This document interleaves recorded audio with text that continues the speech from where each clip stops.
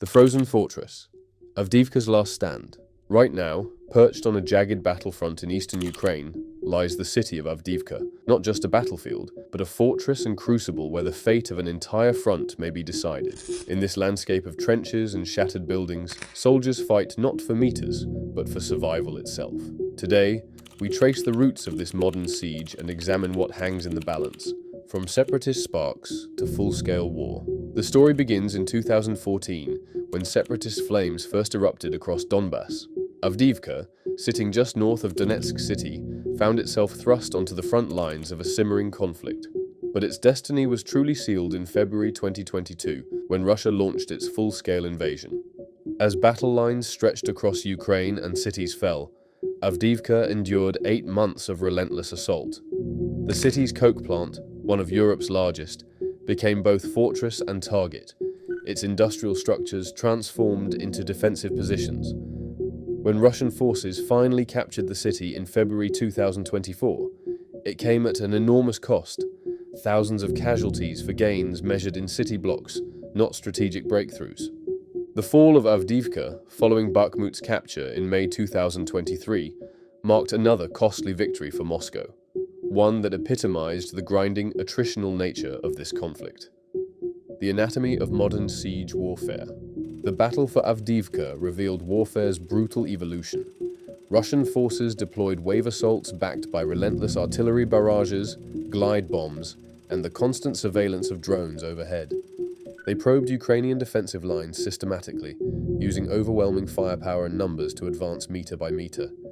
Ukrainian defenders responded with layered trench systems, anti-tank obstacles, dragon's teeth concrete barriers, and networks of reinforced dugouts that slowed attackers to a crawl. Drone operators provided real-time intelligence to artillery batteries capable of striking with precision within seconds. The 110th Mechanized Brigade, among other units, held positions that had been fortified since 2014, turning apartment blocks into bunkers and industrial facilities into strongpoints. Every advance was measured in blood and steel, a grim calculus that defined the battle's 8-month duration. Strategic stakes beyond the city limits. Avdiivka's importance extended far beyond its 31,000 pre-war population. The city controlled key routes leading toward Pokrovsk and Ukraine's heavily fortified defensive belt, including towns like Kostiantynivka and Kramatorsk. Its coke plant supplied steel production across Ukraine, making it both symbolically and economically significant. For Russia, capturing Avdiivka provided a propaganda victory after months of minimal territorial gains. For Ukraine, losing it meant shortening defensive lines while preserving experienced units for future battles, a strategic trade-off in a war of attrition, the human element. This was never a faceless struggle. Ukrainian commanders like Colonel Dmytro Kukarchuk of the 110th Mechanized Brigade made impossible decisions daily: when to hold, when to withdraw, how to preserve both ground and lives. Russian regimental commanders, driven by Moscow's demands for territorial gains, fed regiment after regiment into Avdiivka's meat grinder. Between these command decisions lay thousands of individual stories. Soldiers manning positions under constant bombardment, medics evacuating wounded through artillery fire, and civilians who refused evacuation until the final weeks. Lessons from the rubble. The fall of Avdiivka reinforced harsh realities about modern warfare. Superior numbers and firepower, when applied relentlessly, can overcome even the strongest defenses, but the cost, estimated at over 16,000 Russian casualties according to Ukrainian sources, demonstrated that such victories come at prices that may be strategically unsustainable.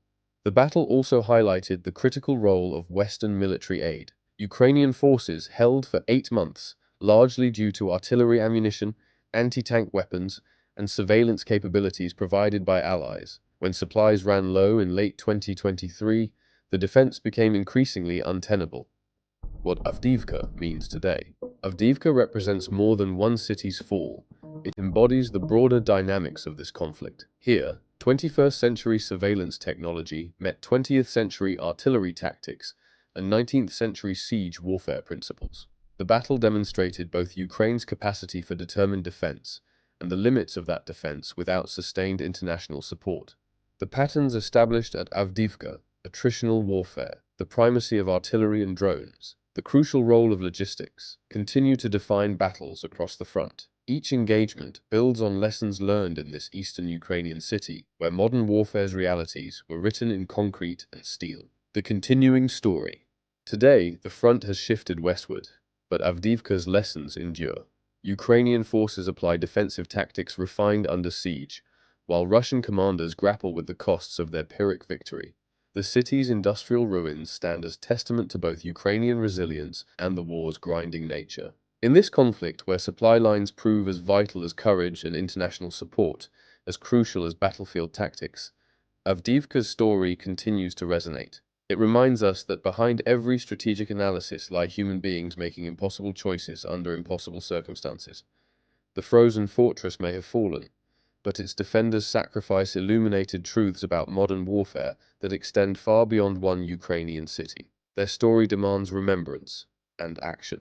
If you found this analysis valuable, smash that like button, subscribe for more deep dives into the conflicts and events shaping our world, and hit the notification bell so you never miss our latest content. What other battles or conflicts would you like us to analyze? Let me know in the comments below, and I'll see you in the next video.